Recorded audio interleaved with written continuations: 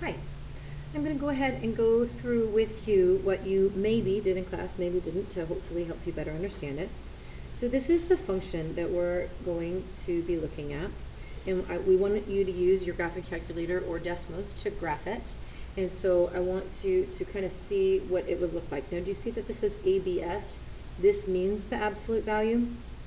And so when you are typing it in on Desmos, that's what you would need to do. I'll show you again on another one. But here's what our graph actually looks like. And so we want to go ahead and graph that. So it was over here at -3, 1.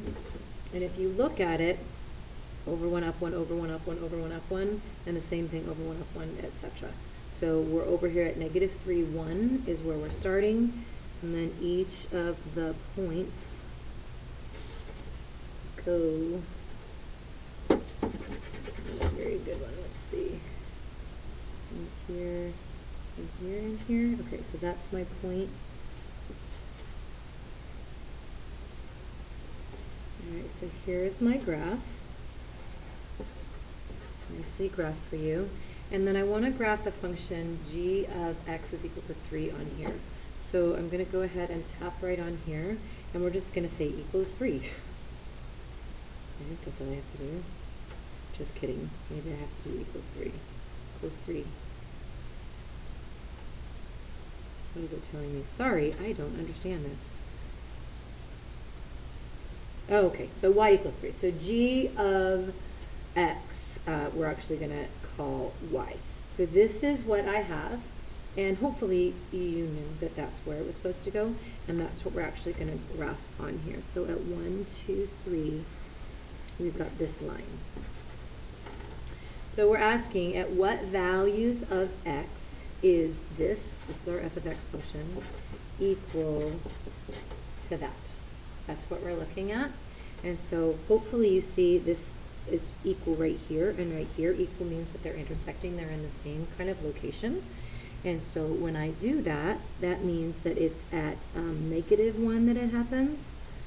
And it's also at 1, 2, 3, 4, 5, -5. So -1 and -5 is where that occurs. So I want to show my solution to that on my number line graph. So right here is -1, and then 2, 3, 4, 5, that is -5. So what we want to look at next is where is it that this function, remember this one here, where is it greater than this function? So I'm going to show you kind of on my picture. Here and here are the two sections of my absolute value graph that are greater than that line, and this part here in green is the part of my absolute value function that is less than that line. So at what values is it greater than? All of these x values and all of these x values. So I want anything where x is greater than 1, or where x, I'm sorry, -1, or, so I want all of that stuff, and I also want anywhere where x is less than -5. So all of this stuff here. So all of these that's where it's true, and all of these, that's where it's true. So color the graph to illustrate it. This part here and this part here. I'm going to go ahead and color it in the yellow to indicate all of those x's and all of those x's. Give me the places where that part is bigger than the line. Oh, and so then on 7, this really kind of should have been like here, I suppose. But when it's or equal to, then we're actually including all of it. So we're going to go ahead and circle it in there. So this is where x is greater than or equal to, and this is where x is less than or equal to, that part there. So how does 7 change a number? And we're going to fill in the dots. So we're using our calculator to generate a table of values for the function. So I should have looked this up. Let's see. Let's look at the tools. Let's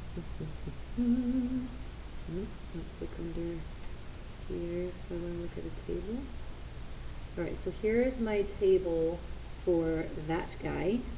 And what do I want it to do? I wanted to look at what x values are corresponding y values greater than 3.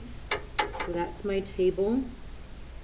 And where is it greater than 3? So here's where it's equal to 3, but 0, 1, and 2, those are all greater than 3. And then, so we want to say it's where it's greater than -1. Specifically at 0 and 1 and 2. And then let's see, how do I move? Oh, that's cool. It kind of showed up right there. How do I do more of them? I'm not sure. Oh, that made the whole thing go away. And the x's, if I want to have it go up. I am not entirely sure. We should figure that out, shouldn't we?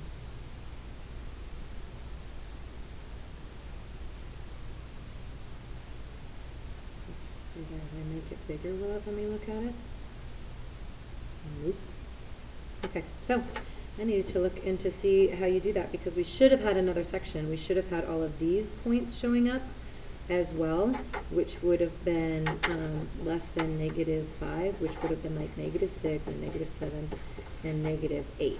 And so those are specifically the spots like 0, 1, 2, -5, -6, -7, -8 on there. So here we're asking, when is this part bigger than this part? And our answer is in 2 spots. So we're saying that x is greater than or equal to -1, and x is less than or equal to -5.